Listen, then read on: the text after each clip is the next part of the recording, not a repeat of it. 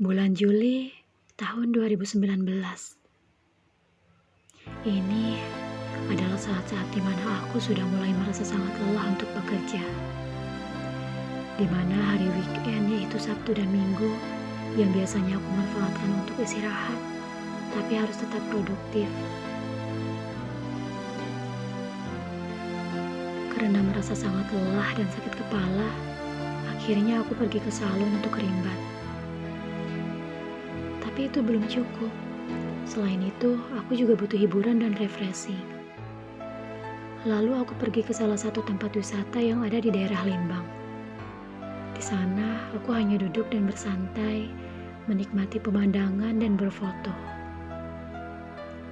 Esoknya, aku pergi berenang dan jalan-jalan. Sebelum berenang, aku mencari tahu terlebih dahulu dan memastikan apakah aman jika seorang ibu hamil di usia 25 minggu berenang. Di sana aku sempat ragu, tapi menurut informasi aman-aman saja. Akhirnya aku berenang, dan karena airnya terasa agak dingin, jadi aku berenang tidak lama. Setelah selesai berenang, aku pergi jalan-jalan mengelilingi tempat wisata.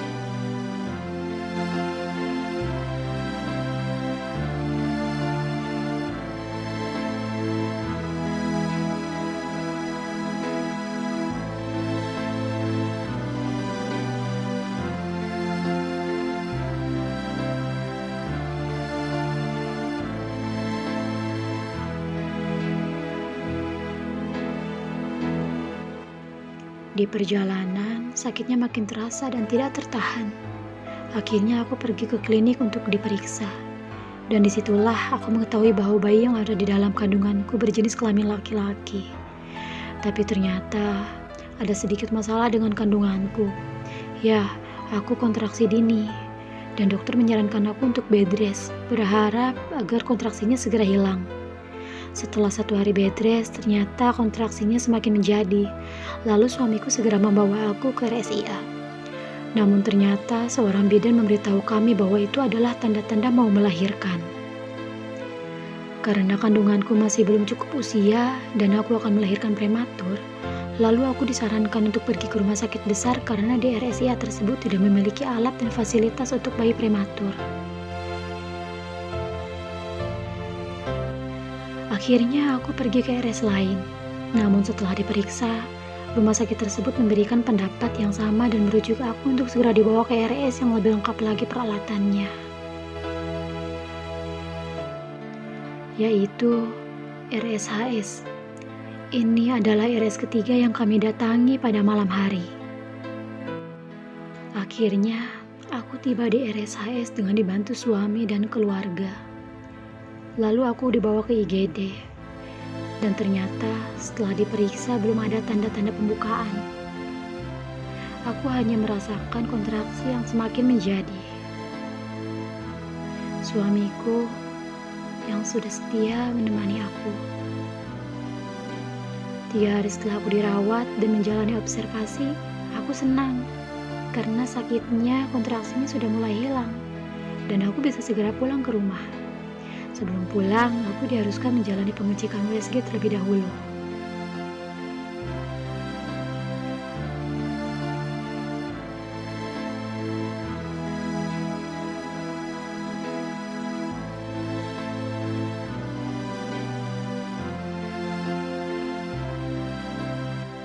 Tapi ternyata hasilnya membuat aku down.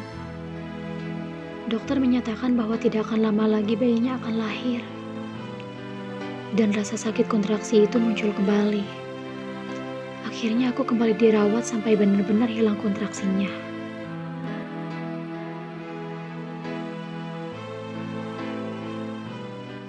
Setelah 4 hari aku dirawat, aku semangat untuk pulang, walaupun masih sedikit sakit dan belum kuat untuk berjalan.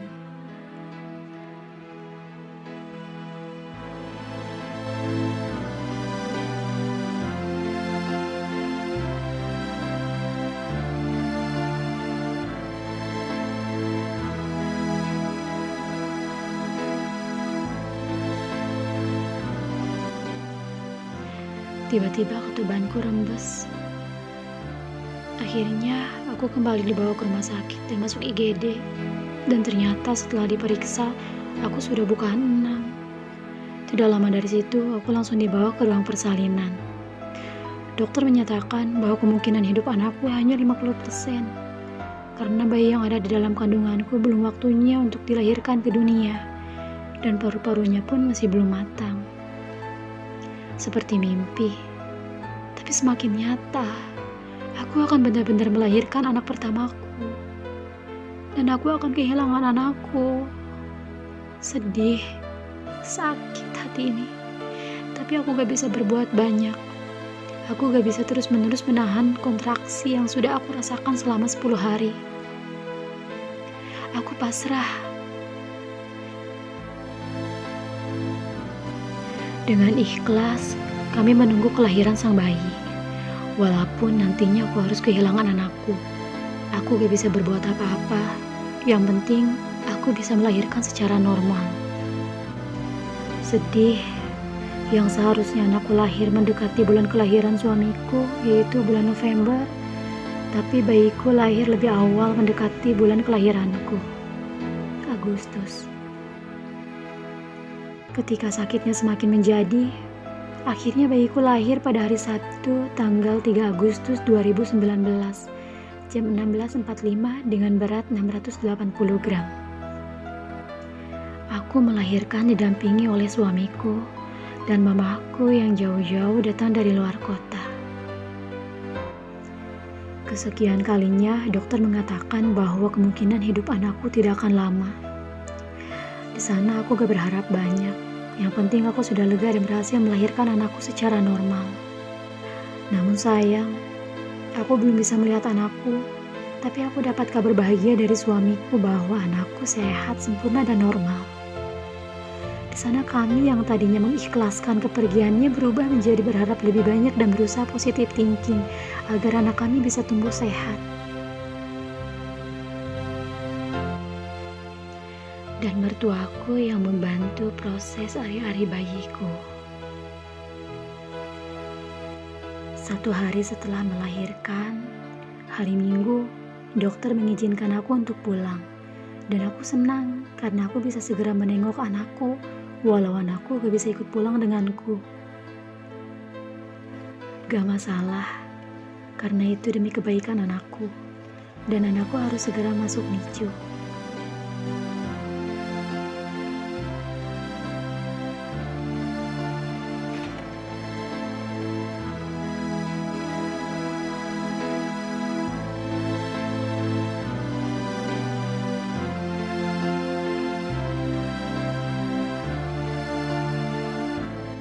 Hanya sedikit saja ASI yang pertama aku dapatkan. Aku akan antarkan ini ke rumah sakit untuk anakku.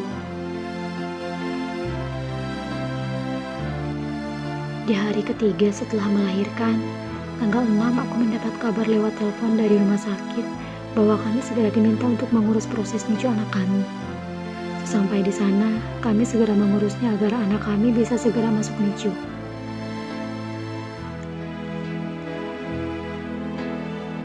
Setelah selesai mengurus semuanya, aku duduk di ruang tunggu sambil menunggu jam besuk dan menunggu kabar selanjutnya dari dokter.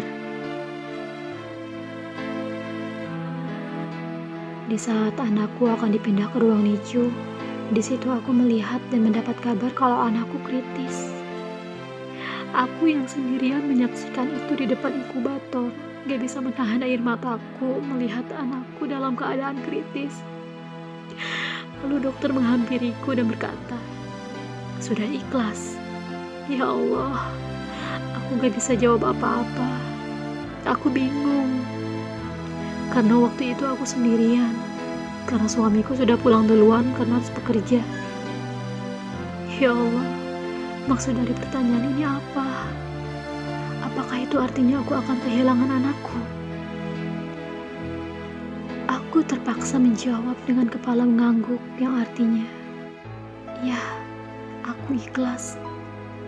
Tapi hati ini sungguh bingung.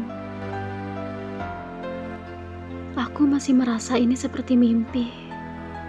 Akhirnya, anakku segera dipindahkan ke ruang NICU dengan keadaan tergesa-gesa. karena kondisi anakku semakin melemah.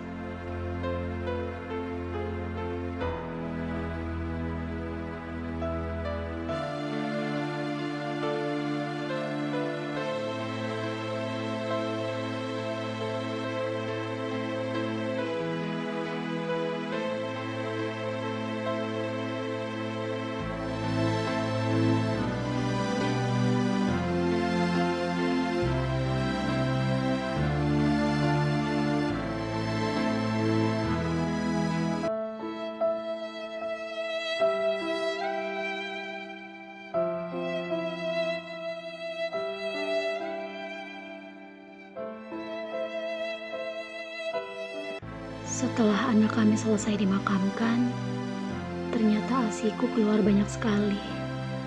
Ya Allah, sedih. Ini ASI punya anakku, tapi anakku belum sempat meminumnya setetes pun. Sakit rasanya hati ini. Baru saja kemarin berjuang berusaha mengeluarkan ASI, dan besoknya aku harus berjuang untuk menghentikan ASI agar tidak keluar lagi. Ya Allah, jadikan kematian anak ini sebagai simpanan pahala dan amal baik bagi kami, karena kami bisa bersabar. Amin. Elvano Adiasta Permana bin Angga Permana, lahir tanggal 3 Agustus 2019, wafat tanggal 6 Agustus 2019. Selamat jalan, Nak.